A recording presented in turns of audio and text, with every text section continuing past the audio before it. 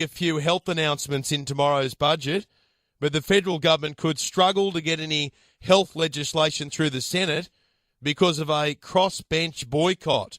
Liberal Democrat Senator David Leyonhjelm is leading the charge against Health Minister Greg Hunt, vowing to block every bill he presents until the federal government legalises e-cigarettes. Now, I've been campaigning for the devices to be legalised for some time after health bodies overseas started recommending that smokers switch to the e-cigarettes as a way to help them quit. Here in Australia, our laws stop smokers from being able to access nicotine vape for their devices. Well, you're able to in some circumstances, but you've got to jump through some hoops, let me tell you, including getting a script from the doctor. Senator Leyonhjelm agrees that these ridiculous restrictions should be lifted, and he's going to use his position in the Senate to try and get his way. David Leyonhjelm, the Liberal Democrat Senator, joins us on the line on Budget Eve. Senator, good afternoon. Good afternoon, Ben. Thanks for taking the time to join us. You're not alone on this. Have you joined up with a few others who are on the crossbench? Yes. I don't want to verbal them, but the only one who's said publicly they're on side is Darren Hinch. But I do know that Fraser Anning is pretty much on side. Corey's very much on side on this issue, and Pauline and her guys are very sympathetic on the issue of e-cigarettes, but they haven't made a public statement yet about their position on this boycott. Okay, as far as your position on the boycott, which is to knock back anything that's proposed by the Health Minister Greg Hunt, are you confident you've got enough numbers with you to be effective? Well, I know you don't want to verbal anyone, but when you add them all up, I mean, you've either got enough numbers to block or you don't. Yeah, well, that's right. It only matters. It matters if Labor and the Greens are opposed to the government. So if Labor and the Greens support the government bill, then the crossbench is pretty much, well, it's totally sidelined. But if Labor and the Greens are against, have you got enough numbers? Yes, absolutely. The government can only have two crossbenches not on their side, and they haven't got the numbers. So if there's three, then they're out of luck. And so there's Darren Hinch and myself who are absolutely committed to this, and then just any one of the others would make it impossible for the government to have the numbers. So, yes, I'm quite confident we're there. I find myself torn on this because I'm with you on vaping, and I've been using this radio program for some time to point out how ridiculous our laws are in Australia when it comes to e-cigarettes. But on the other hand, I don't like the idea of boycotts and blocking measures where you say, okay, well, we're not going to consider legislation on its merits. We're just going to block it because of another issue, namely vaping. Yeah, I know how you feel, and if it was what's going on in the background there?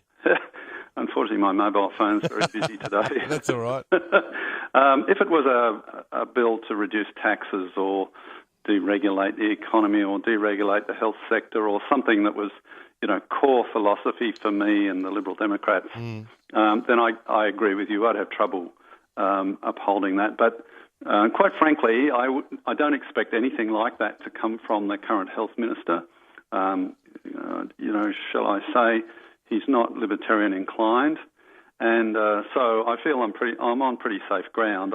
And certainly the bills that are listed for consideration this week, we won't get to them all. We never do. Well, you're right. This is the same health minister who forced us all to go off to the doctor every time we want to take a Nurofen Plus or a Codral cold and flu. You're absolutely right. That reinforces the point. This guy's not one for leaving adults to make their own decisions and be responsible for their own actions. He's a bit nanny statey, shall we say, and so therefore I really don't think there's much chance of legislation coming up that I would find it difficult to oppose on the basis of this e-cigarette boycott. What are you expecting out of the budget tomorrow night? I know that's a broad question when there are so many issues to consider, but what would you say to Scott Morrison if given the opportunity 24 hours out from the budget?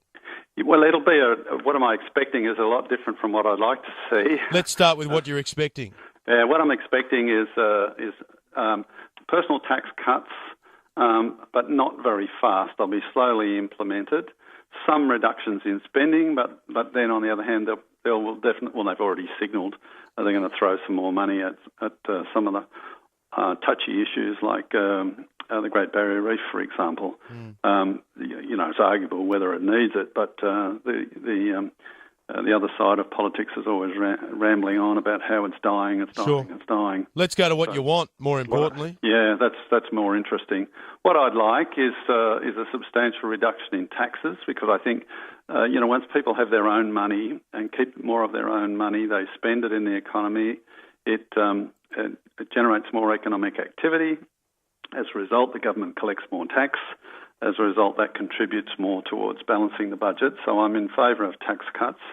I suspect they'll be too little and too slow, but hopefully not. The other thing I would like to see is substantial reduction in spending.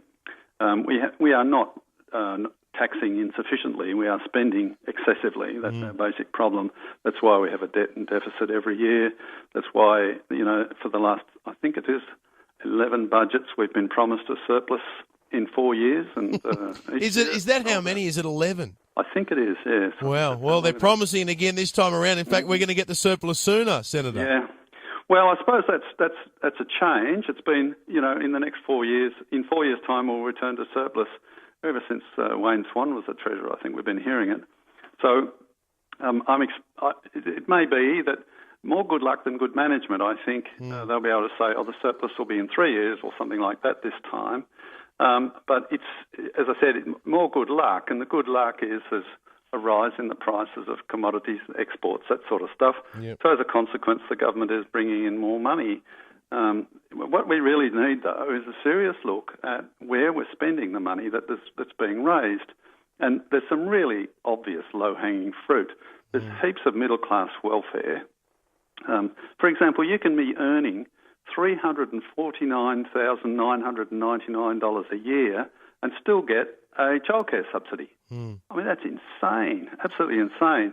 If you've got a few kids, you can still get family tax benefit when your income is, I think it's $280,000 a year. Yeah. I mean, so people on more than $250,000 a year who are still getting government handouts. Absolutely right. Well, you've got to cut that stuff out. The problem is those people vote as well, and that's what they're all so timid about when it comes to these things. But anyway, make a lot of sense. Thank you very much for coming on. My pleasure. David Leyonhjelm, the Senator, joining us on the line, 131873. As I said, I'm with him on vaping and e-cigarettes.